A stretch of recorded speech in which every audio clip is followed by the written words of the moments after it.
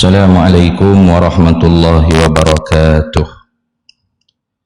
Ila hadratin nabiyil mustafa sayyidina rasulillah sallallahu alaihi wasallam wa ila kafatil anbiya'i wal mursalin wa li azwajihi ummahatil mu'minin wa li ahli baitihi wa dhurriyyatihi wa ashabihi ajma'in wa thumma ila arwahi masyayikhina wa mu'allimina wa ulama'ina wa khususan ila ruhi syaikhi musannifi hadzal kitabi wa usulihi wa furu'ih wa man yantasibu ilaihi ajma'in syai'un lillahi lana wa lahumul fatihah. A'udzu billahi minasyaitonir rajim. Bismillahirrahmanirrahim. Alhamdulillahi rabbil alamin arrahmanir rahim maliki yaumiddin. Iyyaka na'budu wa iyyaka nasta'in ihdinas siratal mustaqim siratal ladzina an'amta 'alaihim ghairil maghdubi 'alaihim waladdallin. Bismillahirrahmanirrahim. Alhamdulillahi rabbil alamin wassalatu wassalamu ala sayyidina wa habibina wa syafi'ina wa zukhrina wa maulana Muhammadin wa ala alihi wa sahbihi ajma'in. Subhanaka la ilma lana illa ma 'allamtana innaka antal alimul hakim. Wa la hawla wa la quwwata illa billahil aliyyil azim. Wa la hawla wa la quwwata illa billahil aliyyil azim. Allahumma aftah alaina futuhal arifina bika bil hikmah waftah alaina min ladunka ilma kama fatahta ala sayyidina Muhammadin sallallahu alaihi wasallam bihaqqi Taha sayyidil kaunaini wa jaddil hasanaini abil batuli wal qasimi. Rabbana aftah bainana wa baina qaumina bil haqq wa anta khairul fatihin. Rabbi shrah li sadri wa yassir li amri wahlul 'uqdatam min lisani yafqahu qawli. Saddid lisani wahdi qalbi bihaqqi jaddina sayyidina Rasulillah sallallahu alaihi wa ala alihi wa sahbihi wa sallam. Rabbi yassir wa la tu'assir wa tammim bil khair ya karim amma ba'd. Faqala Syekh Zainul Abidin Ibni Muhammad al-Fattani al-Makki thumma al-Filfilani rahimahullahu ta'ala wa radiyallahu ta'ala anhu wa nafa'ana Allahu bihi wa bi'ulumihi fid daraini amin ya rabbal alamin. Dan haya.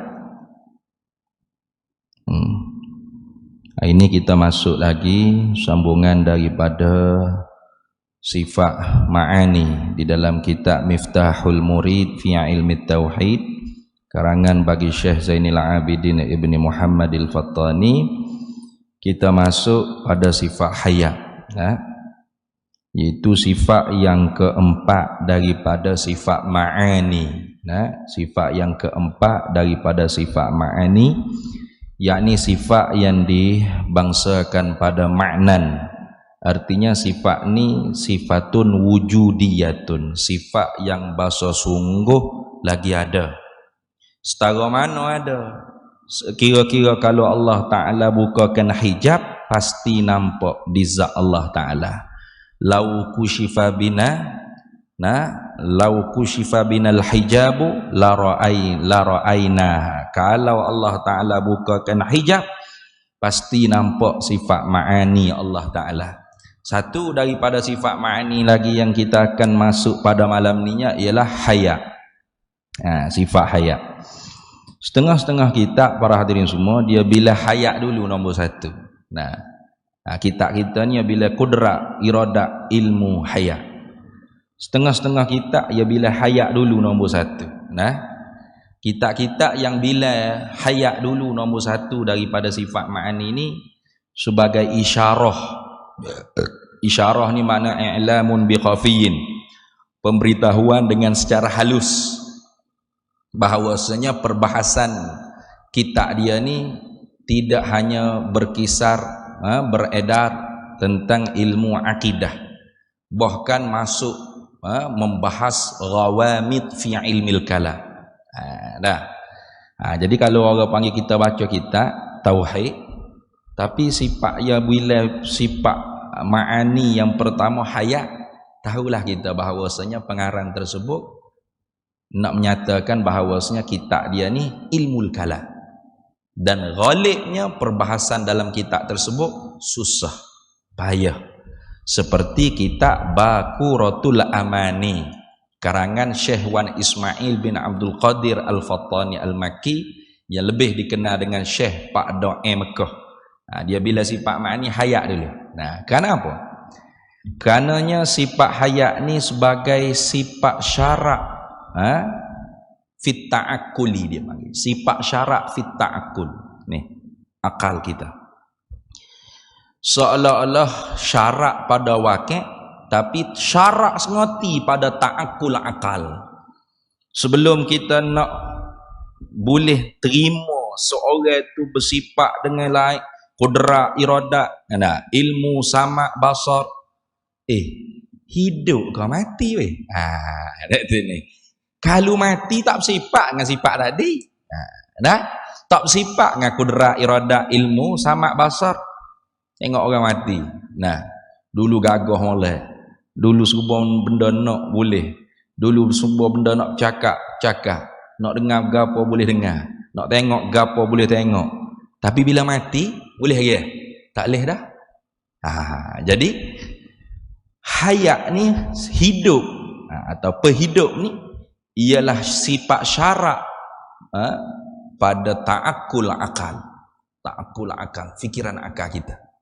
Jadi ulama-ulama mutakallimin, ulama-ulama kalam itu mereka ialah ulama ma'qul, ulama yang banyak orang panggil ilmu-ilmu yang bangsa akal.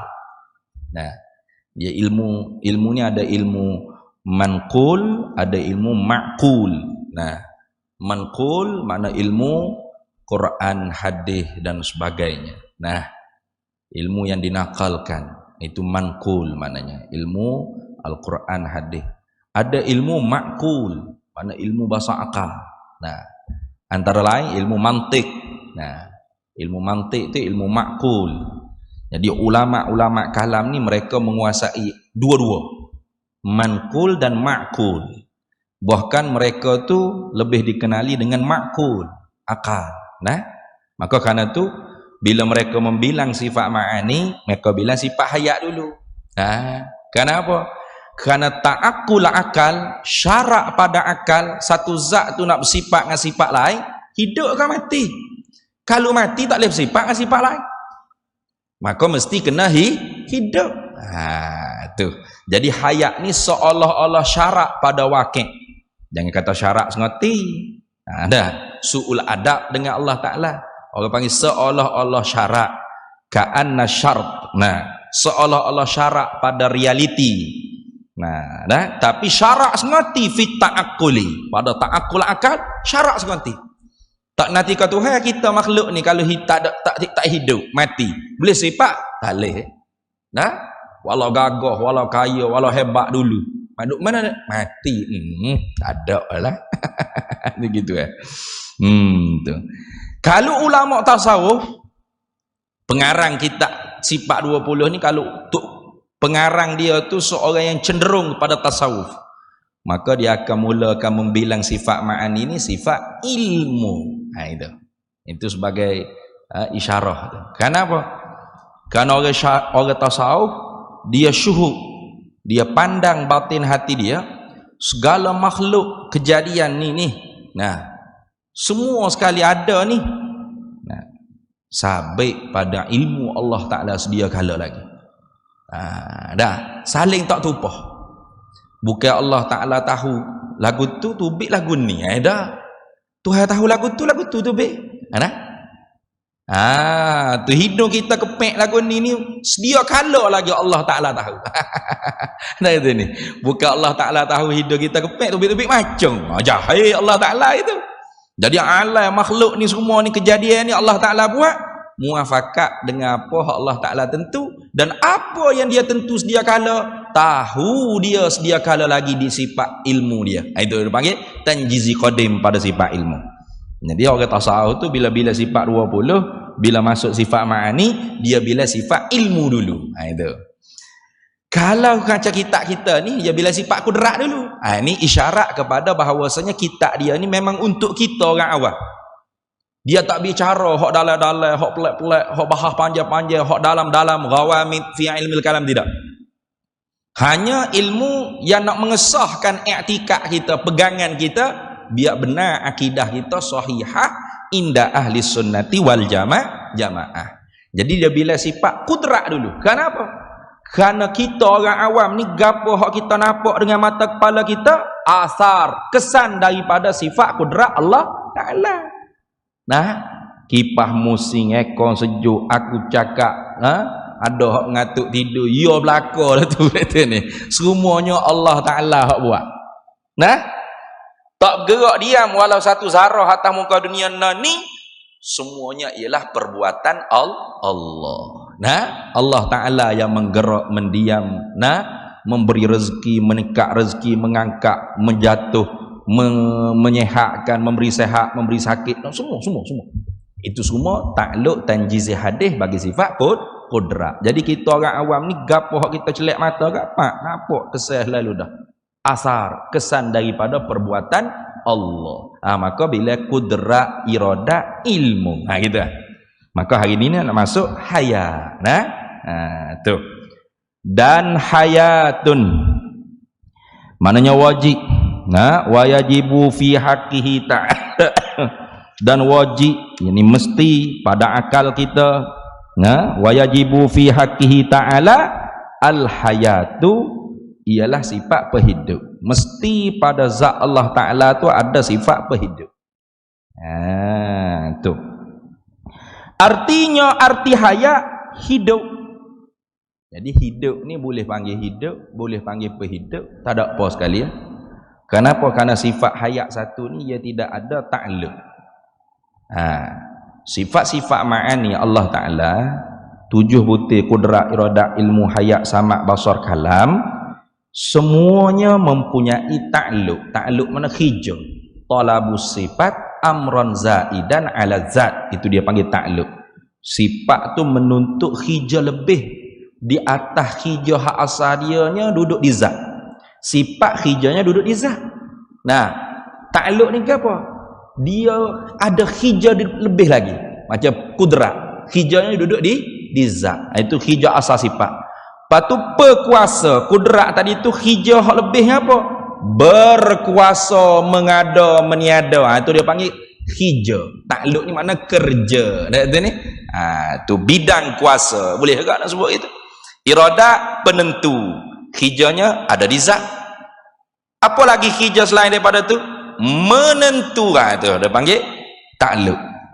Ilmu, terjemah Melayu pengetahuan. Nah, khijr apa pengetahuan? Ada di zat Allah Ta'ala. Nah, lepas tu selain daripada tu mengetahui. Tu mengetahui itu ta'alluq tu khijr dia. Kalau gitu sifat hidup atau perhidup ini tidak ada ta'alluq, tak ada khijr. Tak ada khijr. Tak boleh kita kata sifat perhidup dengan bersepakai di zat Allah Ta'ala sifat perhidup, Allah menghidupi. Tak kena tu. Menghidup memati itu ta'alluq tanjizi hadis bagi sifat kudrat. Sebab itulah kalau kita baca kitab yang lebih besar lagi, sifat-sifat ni sebenarnya pecah, bukan hanya 4. Kalau kitab sifat 20 ni kan dia bila 4, nafsiyah, salbiyah, ma'ani, ma'nawiyah.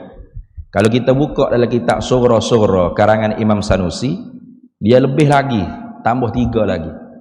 Nafsiyah, salbiyah, ma'ani, ma'nawiyah, fi'liyah, jami'ah, sama'iyah atau khabariyah. 7 jenis lagi sifat. Fi'liyah ni apa sifat fi'liyah? Sifat fi'liyah tu maknanya sifat yang orang panggil lawan dia tu tidak mustahil. Gitu. Lawan dia tu tidak mustahil. Sifat perbuatan dia panggil. ihya menghidup, imatah memati, ar-razqu mana memberi rezeki, al-mani'u menegah rezeki. Itu semua tu orang panggil sifat fi'il, sifat perbuatan Allah Ta'ala. Semua sifat fi'liyah ni, semua sifat perbuatan Allah Ta'ala ni ialah ibarah daripada ta'alluq tanjizi hadis sifat kudrah. Gitu. Sebab tu ulama tak bila dah sifat fi'liyah ni. Pakai bila sifat kudrah habis menghidup, memati, menjadi, meniada, mengada, apa lagi? Memberi sehat, memberi sakit. Ikut apa saja.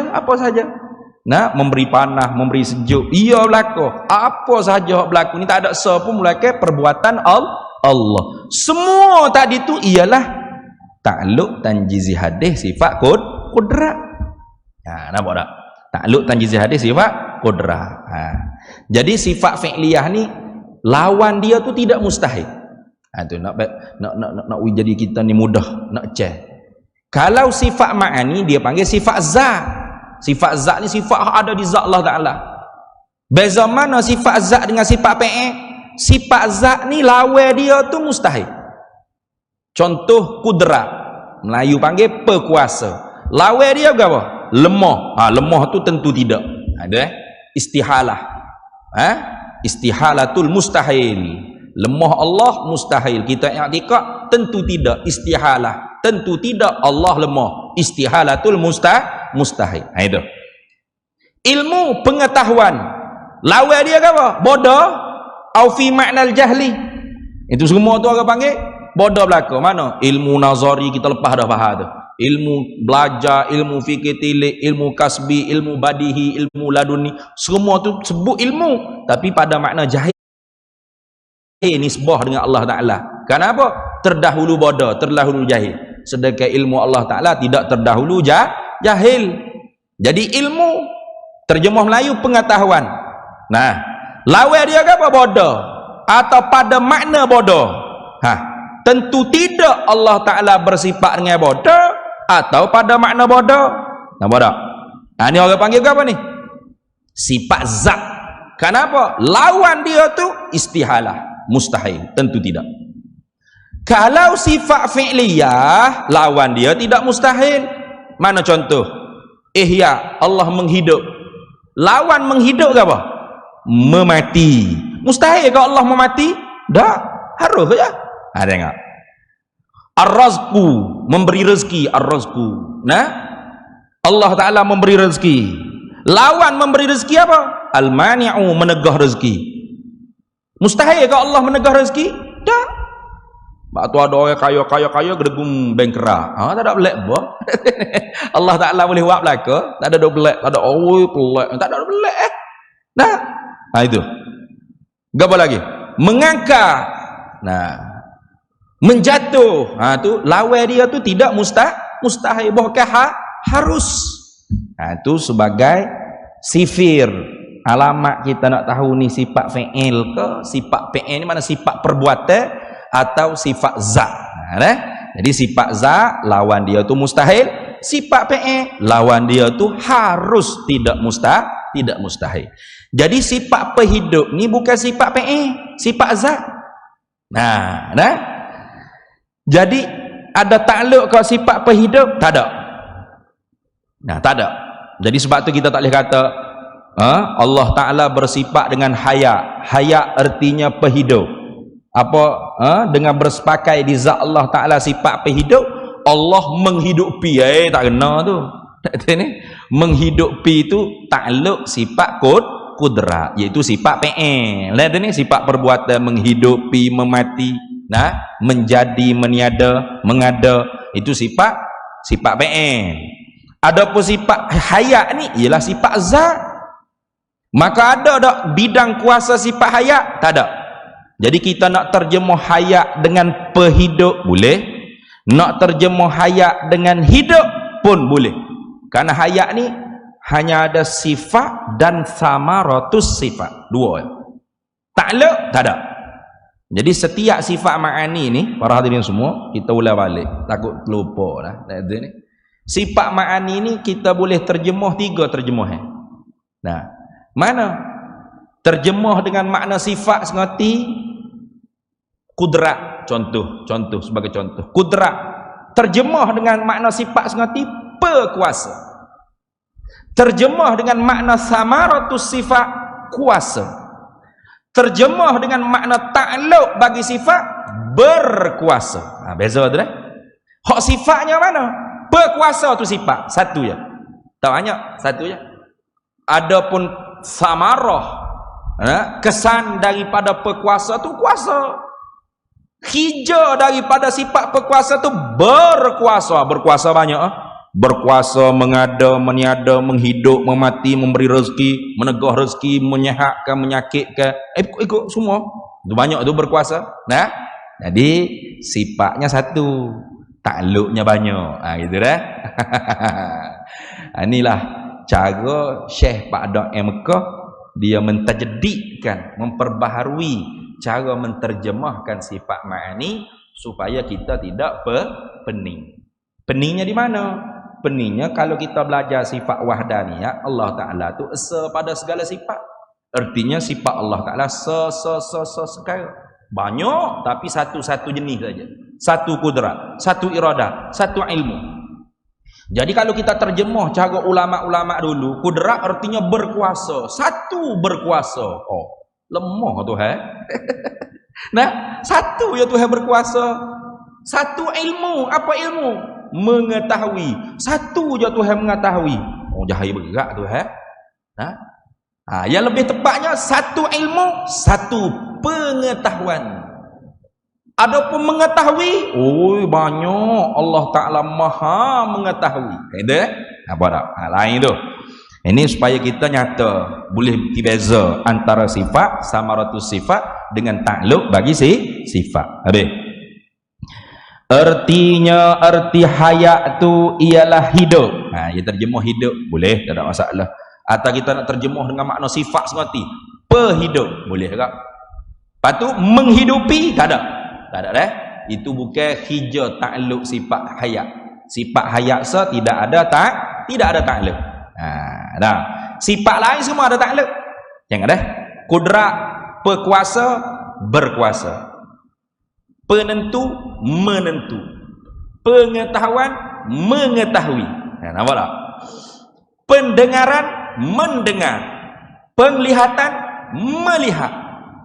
Berkata, berkata-kata. Tengok. Semuanya ada takluk. Tapi hayat tak ada. Dia hanya sifat seolah-olah syarak pada wakil, pada realiti, atau syarak sekali fit ta'akuli pada akal kita. Seolah-olahnya kalau Allah Ta'ala tak bersifat dengan sifat perhidup, mana tak bersifat habis dengan sifat-sifat lain, kerana mati dia. Tengok. Maka hidup Allah Ta'ala itu tiada dengan nyawa. Karena hidup kita ni dengan nyawa. Kita hidup ni dengan nyawa. Ada nyawa, ada roh kita kata. Ada roh, nyawa ni roh lah.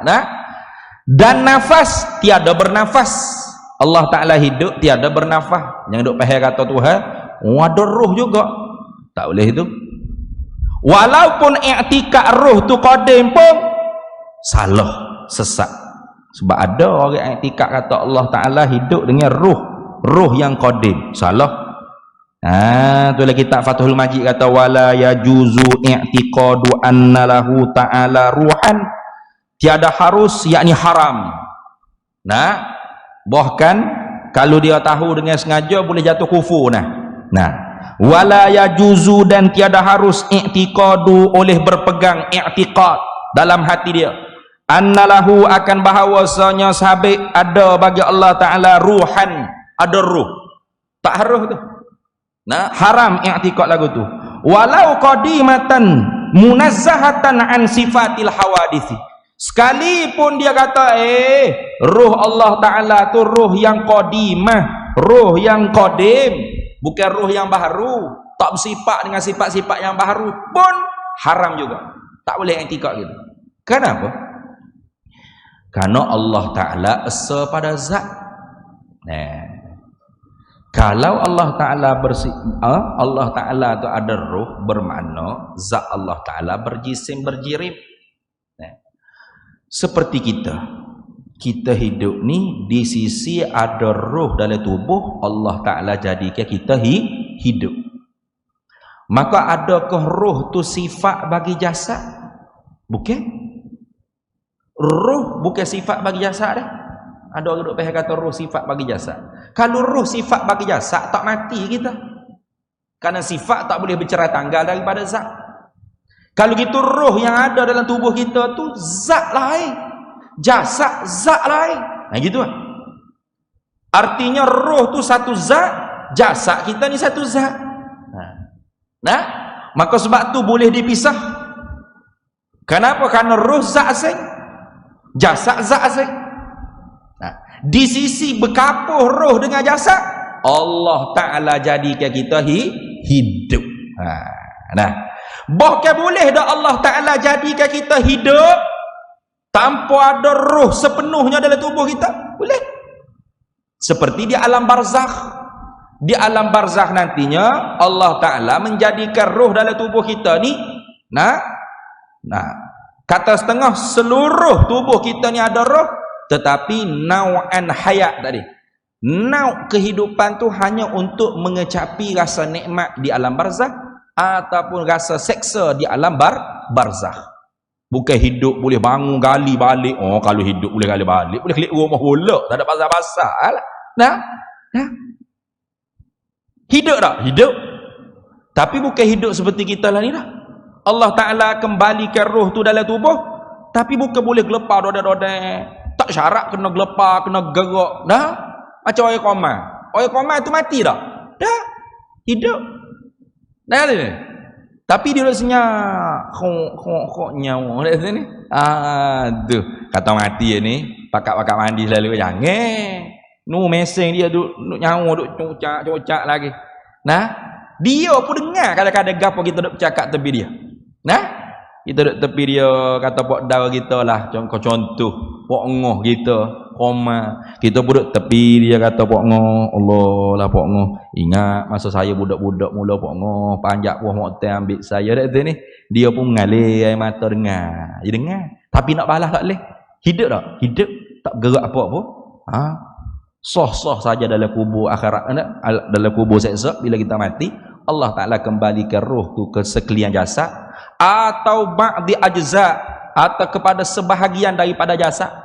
Lalu Allah Ta'ala jadikan nau'un minal hayah, satu bagai daripada kehidupan, hanya untuk kecap nikmat dalam kubur atau sakit seksa dalam kubur. Boleh ya? Itu hidup kita makhluk. Allah Ta'ala jadikan hidup di sisi berkapuh roh dengan jasad. Itu Adapun Allah Ta'ala bukan zatnya berjirim jisim, bukan jasad zat dia. Nah, kalau Allah Ta'ala hidup dengan roh, bermakna Allah Ta'ala tu ada dua. Satunya jasad, satunya roh. Macam kita juga. Satunya jasad, satunya roh. Dah. Maka kalau gitu Allah Ta'ala ternafi, orang panggil wahdaniyah. Bersangatan esa Allah Ta'ala pada zat, kok mana kita ada i'tikad dah kan? Allah Ta'ala wahdaniyah bersangatan esa pada zat, artinya ternafi kam muttasil kam munfasil pada zat. Tiba-tiba mari bab hidup untuk hidup dengan roh yang kodeng lah tu. Kalau gitu zat Allah Ta'ala jasad supaya kita gini tak tu ingat baik tu.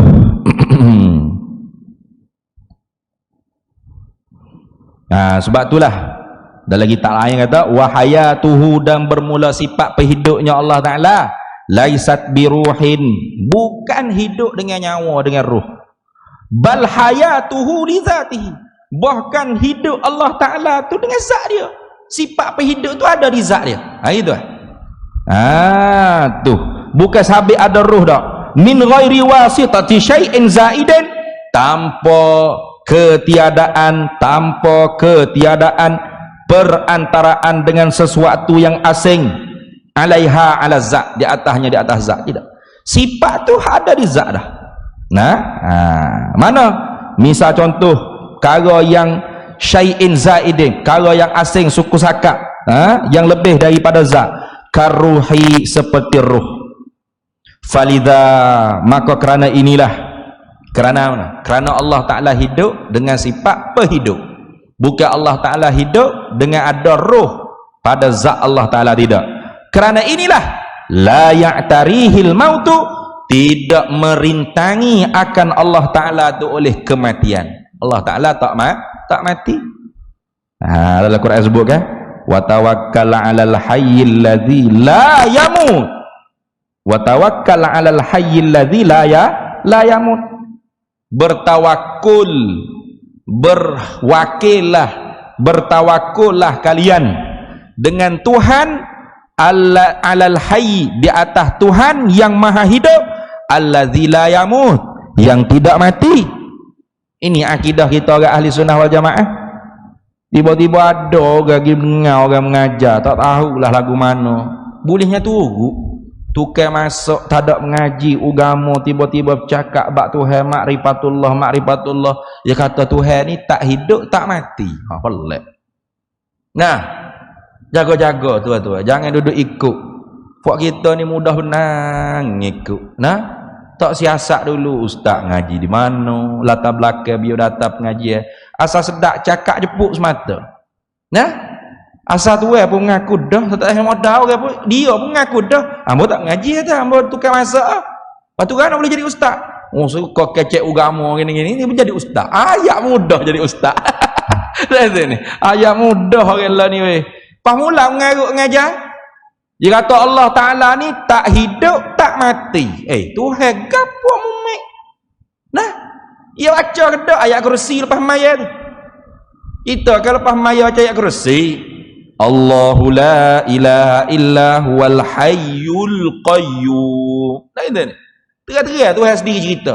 Allah, bermula Allah Ta'ala, la ilaha illahu, tidak ada Tuhan sebenar melainkan dia, al-hayyul qayyum, yang maha hidup, yang maha berdiri dengan sendiri tanpa ada berhajat kepada yang lainnya. Itu tiba-tiba yang mengajar Tuhan ni, Allah ni tak hidup tak mati. Kok mana Tuhan kau tahi tu ni. Nah, hak betulnya bukan Tuhan gitu, tahi tu memang ni tak hidup tak mati, ni tahi je lah weh. Nah, hidup tak tahi, tak hidup mati dah, bang tu bang tu ni, mati pun dak tu tahi je bang, bukan Tuhan dak. Ni duk mengajar aku dulu YouTube gapo ni ramai ngikut ni. Katanya panglima tu, bekas-bekas panglima tentera mana jadi anak murid dia. Oh, parah. Dua balah dengan Jabatan Agama Islam Perak supaya paksa boleh mengajar juga dia di masjid-masjid. Tauliah tak ada. Nak ada tauliah mana? Tak ada mengaji agama. Ini bahaya. Tapi pengikut ramai. Oh, berderu Facebook dia saja kalah hamba. Puluh ribu orang lah. Tapi mengajar sesak gitu ramai orang nak. Kalau mengajar hak betul ni kat alalah, tak ada. Nak hak ada dah pun ngata nak tidur atau tak pelik mana yang kata lagu ni. Dia nak mengajar hak pelik. Bunyi pelik sikit. Tuhan ni tuan-tuan, tak hidup tak mati. Pelik ni. Tak hidup tak mati gimana? Padahal jelas-jelas lawan ayat Quran tu dah. Lawan ayat Quran. Tuhan cerita kata dia hidup tak mati. Mungkin ngajar orang kampung kata Tuhan mung tu tak hidup tak mati, ya pelik. Lawan sore ayat Quran. Quran kata wa tawakkal 'alal hayyil ladzi la yamut. Bertawakkallah olehmu di atas Tuhan yang maha hidup, tidak mati dia. Nah, jelas gitu. Nak tahu ke mana lagi? Tu. Kerana itulah Allah Ta'ala tu tidak merintangi, tidak mengenai di atas Allah oleh mati. Kenapa? Karena Allah Ta'ala tidak hidup dengan roh. Allah Ta'ala hidup dengan sifat penghidup yang bahasa zat dia ada di zat dia tu. Adapun kita hidup kita dengan roh. Adapun roh tu sifat bagi jasad? Tidak. Roh zat lain, jasad zat lain. Maka karena tu siapa saat masa iza jaa ajaluhum la yastakhiruna sa'atan wa la yastaqdimun. Bila sampai ajal seseorang manusia, tidak dipelewat dan tidak dicepat walau satu saat, boleh pisah antara roh dengan jasad. Kenapa? Karena roh bukan sifat bagi jasad, roh zat lain. jasad zat lain. Maka sebab tu merintangi di atas kita oleh mati. Nah, itu dah. Bi khilafi hayatil hawadithi, hal keadaan menyalahilah dengan hidup kita yang baharu ni. Fa innaha bi syai'in zaidin, maka bahawasanya hidup kita yang baharu ni dengan sesuatu yang asing ala zawatiha, di atas segala zat-zat jasad-jasad kita. Mana gapo dia syai'in zaid, syai'un zaidun, sesuatu yang asing yang lebih tu, wa huwa ruhu, iaitu ruh. Falidha, maka kerana inilah, karena kita ni hidup dengan roh, ya'tari hal mautu, maka merentangi, mengenai tu terkena akan kita ni oleh mati. Boleh mati kenapa? Zat dengan zat boleh pisah. Nah, macam mikrofon ni zat, ni pun zat. Kena duduk sini semua kau boleh tak nak alih? Boleh, tak ada apa sekali. Cuma kalau kita letak gang kat, ia lekat. Tapi dia ni kena ikut meja gimana mana dak. Dia zat mikrofon, meja zat meja, dia boleh pisah dua ni. Seperti itulah roh dengan jasad kita. Nah, roh zat asing, jasad zat asing. Maka kerana tu boleh pisah. Nah, dah gitu. Maka Allah Taala tidak hidup dengan roh. Habis. Tu. Dan nafah, Allah Ta'ala tidak hidup dengan nafah. Hufah, nafah. Ini ada. Dan tiada dengan makan dan minum. Tak ke? Kayak kita kan? Kalau tak makan berapa hari, tak minum berapa hari, kebulu ke? Boleh jadi asbab bagi mati. Ada orang mati kebuluran. Tetapi bukan di pondok-pondok madrasah lah. Ini. Di negeri mana wallahu a'lam ada. Ada pun di pondok-pondok madrasah setakat ni tak ada lagi lah hak mati. Cuma dia mau takut juga nak atas nak mengaji pondok tu, tak tahu buat apa dah ni. Dia kata takut tak boleh makan Ustaz. Tak boleh makan apa? Allah Taala janji dah. Wa ma min syai'in illa wa ma min dabbatin fil ardi illa 'ala Allahi rizquha. Tak ada sesuatu pun yang melata atas muka bumi ini melainkan Allah Taala sudah siap rezeki bagi dia. Sudah janjilah rezeki bagi dia. Kita syak dengan janji rezeki Allah Taala tu boleh menggugurkan iman kita, akidah kita. Itu bahaya tu. Tuh jangan kita syak lagu tu, jangan. Jadi atas nak mengaji mana bukan kerana nak dia boleh makan, nak suruh dia jadi manusia yang bermanfaat untuk agama, bangsa dan negara gitu. Atau mengaji marah ke, atau mengaji sekolah sains ke, atau mengaji tahfiz ke, atau mengaji madrasah ke, atau mengaji pondok, supaya dia jadi manfaat untuk bangsa, agama, negara gitu. Kok betul? Waliyunziru qaumahum, bukan mengatakan ngaji sekolah mana-mana.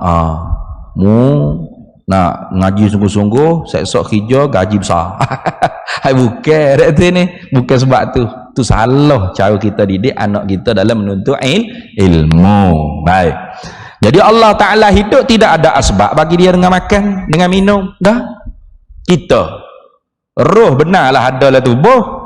Tapi kalau tak makan, kebulu, rebah beleping-beleping. Tu. Kalau kita baca dalam kitab Riyadhus Shalihin, babul ju', babu fi bayanil ju'i, bab pada menyatakan apa? Fadlil ju'i, kelebihan belapa. Sahabat Nabi nak ahlus suffah, hok duduk di masjid Nabi. Lapar ni sudah jadi biasa dah. Kadang-kadang duduk semaya ni jatuh golek guling batin. Sahabat apa? Lapar sangat, tak makan 2-3 hari. Itu biasa zaman Nabi sallallahu alaihi wasallam.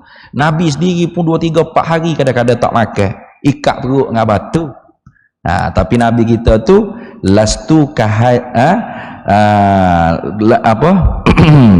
lastu kahayatikum, tidaklah aku ni seperti hayahnya kamu. Betul sungguh. Nabi walaupun lapar ikat perut dengan batu, tetap Nabi sallallahu alaihi wasallam gagah. Tak pernah Rasulullah tu guli batin lapar dak. Bahkan perang Khandaq, sahabat Nabi tu baru lapar 3 hari. Nabi sudah seminggu dah lapar. Sahabat Nabi tu tak mampu nak katak kayu ni, tak nak katak batu ni, tak mampu karena lemah. Tak makan 3 hari. Nabi seminggu dah tak makan. Lebih Nabi lagi. Ngingadukan Nabi boleh katok batu yang keras tu pecah beradem. Itu dalam kitab hadis-hadisnya cerita.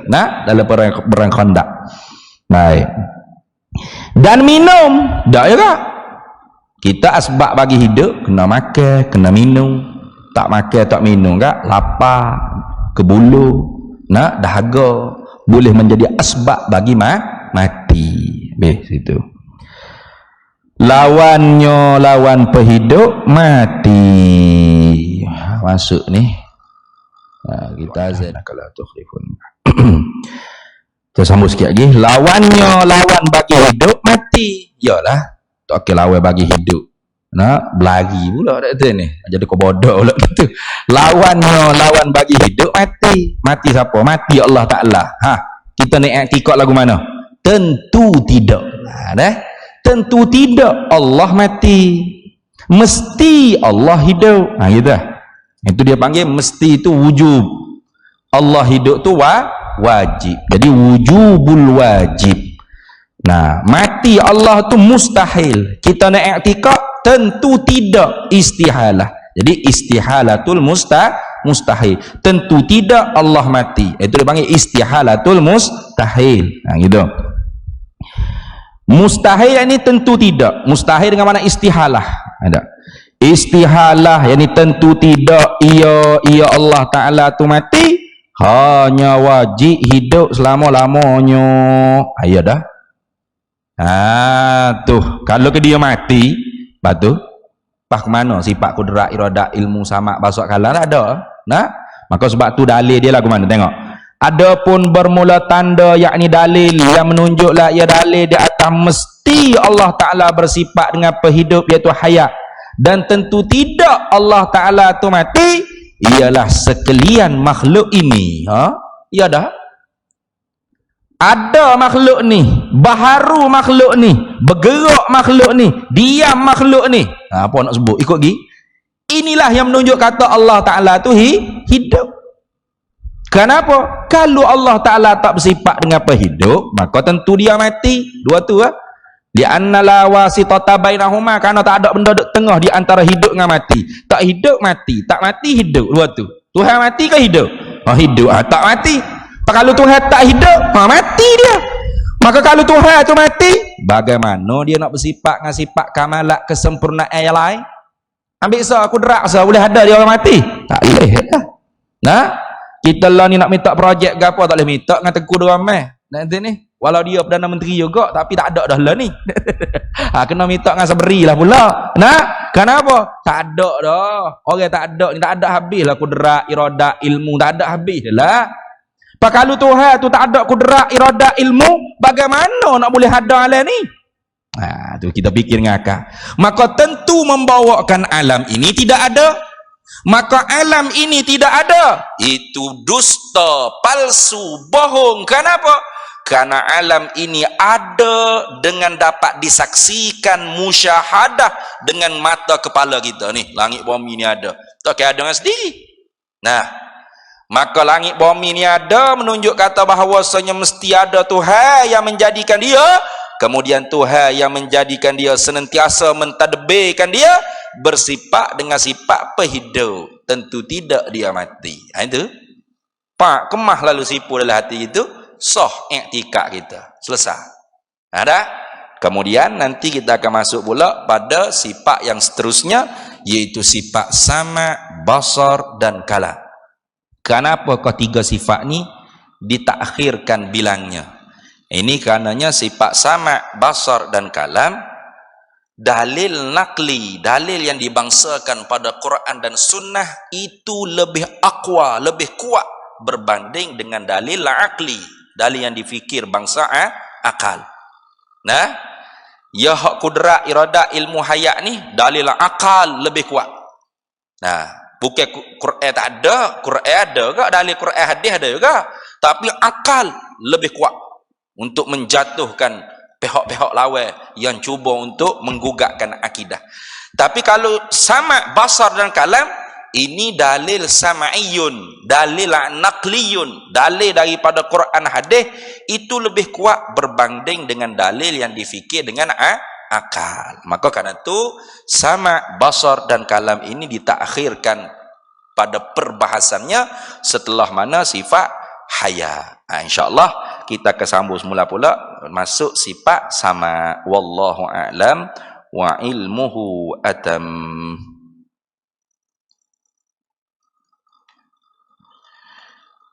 Bismillahirrahmanirrahim. Allahumma inna nas'aluka min khairi ajilihi wa ajilihi ma alimtu minhu wa ma lam na'lam. Wa nas'aluka al-jannata wa ma yuqarribu ilaiha min qawlin wa amalin wa niyatin wa i'tiqad wa na'udzu bika minan nar wa ma yuqarribu ilaiha min qawlin wa amalin wa niyatin wa i'tiqad wa nas'aluka min khairi ma salaka 'abduka rasulika nabiyyuka Muhammadin sallallahu alaihi wasallam. Allahumma faqihna ilma syari'ati wal ma'rifati wat tariqati wal haqiqah wasta'malna biha bihaqqi sayyidina Muhammadin sallallahu alaihi wasallam. Rabbi fanfa'na bi barakatihim wahdinal husna bi hurmatihim wa amitna fi tariqatihim wa mu'afatin minal fitani wa sallallahu wasallam ala sayyidina Muhammad walhamdulillahi rabbil alamin.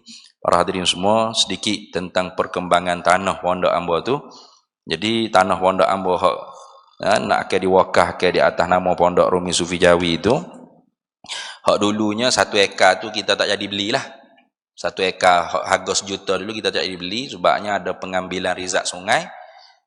Kemudiannya alhamdulillah kita setelah pun beli tanah di Sungai Buloh juga yang saiz dia tu lebih besar sikit, iaitu 2 ekar. 2 ekar dengan harga lebih murah lagi daripada itu, 900,000 ni. Jadi hak dulu 1 ekar 1 juta, hak ni 2 ekar 900,000. Jadi alhamdulillah kita duduk tengah dalam proses lawyer, kita dengan proses ni. Ambo minta doa-doa daripada para hadirin semua supaya dipermudahkan urusan pembinaannya nanti insya-Allah. Itu saja. Jadi tunggulah arkitek buat plan dan sebagainya, barulah kita dapat tahu berapa kos semua sekali pembinaan pondok kita tu insya-Allah. Jadi buat setakat ni kita kutip juga. Kutip sambil-sambil itu supaya nantinya bila dapat tahu quotation yang berapa hak sebenar, kita ni taklah gelabah sangat, ada dah sikit. Nah, contoh kita kata 5 juta, contoh ya ni. Kita duk kutip sambil-sambil ni ada 400,000. Jadi ada lagi 4.6 juta. Contoh, boleh gerak dah sikit progresnya. Jadi kita kutip tu untuk mempermudahkan nanti bila quotation daripada arkitek keluar esok-esok insya-Allah. Jadi doalah mudah-mudahan dipermudahkan oleh Allah Taala. Itu saja. Wallahul muwaffiq ila aqwamit thariq. Wassalamualaikum warahmatullahi wabarakatuh.